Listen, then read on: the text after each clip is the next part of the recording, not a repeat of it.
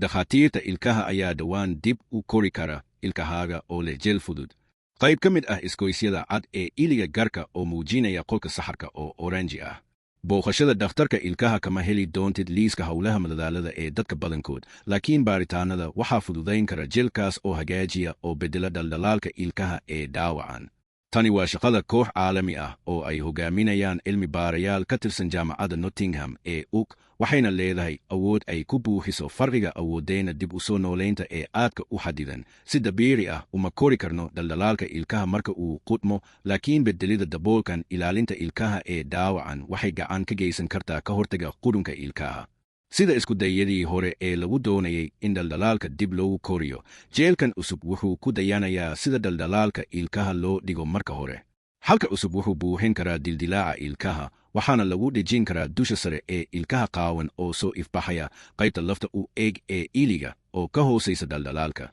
Marka walxahayaga lagu mariyo dhaldhalaalka la burburiyey ama ilkaha la soo bandhigay, walaxdu waxay kor u qaadaa koritaanka kiristaalada si isku dhafan oo hawaysan, iyadoo dib u soo celinaysa qaab dhismeedka dhaldhalaalka dabiiciga ah ee caafimaadka qaba, ayuu yiri saynisyahanka dawooyinka Abshir Hassan oo ka tirsan jaamacadda Nottingham ee UK.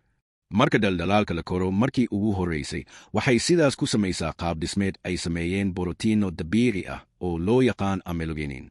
Halkan, cilmi baarayaashu waxay isku dayeen inay ku celiyaan qaab dhismeedkaas iyagoo adeegsanaya borotiinno loo yaqaan recombinamerska elastinka ama ELS. Sawirka dhaldhalaalka ee Korea. Sawirada mikroskoobka elektarooniga ah ee muujinaya dahaarka ilaalinta ilkaha ee leh dhaldhalaalka la burburiyey bidix ayaa dib loo soo celin karaa 2 toddobaad kadib daaweynta cusub midig. Qalabkan isku dhafka ah wuxuu markaa u shaqeeyaa sida dabiiciga ah ee u dhigma, isagoo dhiirigelinaya koritaanka dhaldhalaalka cusub iyada oo loo marayo habka loo yaqaan macdanta epithelial.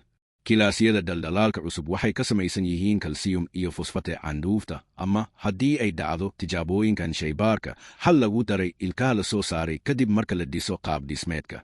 Muhiimad ahaan, kiristaalada cusub waxay si aan kala go lahayn ula jaan qaadaan kiristaalada qayb kasta oo ka mid ah dentinaka dabiiciga ah ama dhaldhalaalka ee haray. Intaa waxaa dheer, dhaldhalaalka ka dhashay wuxuu muujinayaa calaamado muujinaya inay xoog badan yihiin sida walaxda uu beddelayo.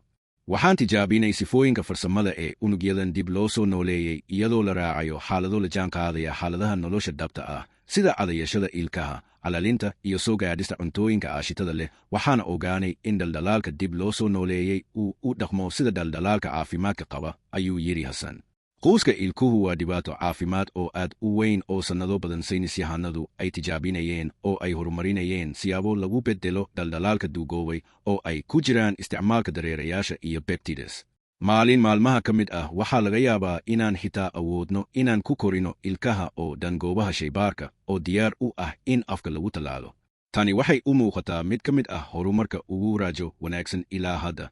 Waa fududahay oo degdeg ah in la isticmaalo. Ugu dambayntii, dhakhtarka ilkaha ayaa samayn kara, waxayna ka sarraysaa fursadaha kale ee hadda jira ee noocan oo kale ah habka, sida laga soo xigtay cilmi baarayaasha, kuwaas oo aasaasay shirkad bilow ah si ay u sii wadaan cilmi baaristooda. Ku guulayso fasax dalxiis heebeelka hawada sare ah oo hal eber ah. Si kastaba ha ahaatee, tani weli waxay u baahan tahay in si taxadar leh loogu tijaabiyo afka dhabta ah ee aadanaha halkii laga tijaabin lahaa shaybaarka oo keliya, si cilmi baarayaashu ay u go'aamin karaan inay ammaan tahay iyo in kale. Taasi waa wax ay rabaan inay wax ka qabtaan mustaqbalka. Natiijooyinkani waxay soo jeedinayaan in tiknoolajiyadeennu ay suurtogal tahay inay bixiso hal dheeri ah oo loogu talagalay dib u soo noolaynta dhaldhalaalka ilkaha iyada oo aan loo eegin heerka nabaad guurka ilkaha, ayay cilmi baarayaashu ku soo gabagabeeyeen. Cilmi baarista waxaa lagu daabacay Nature Communications.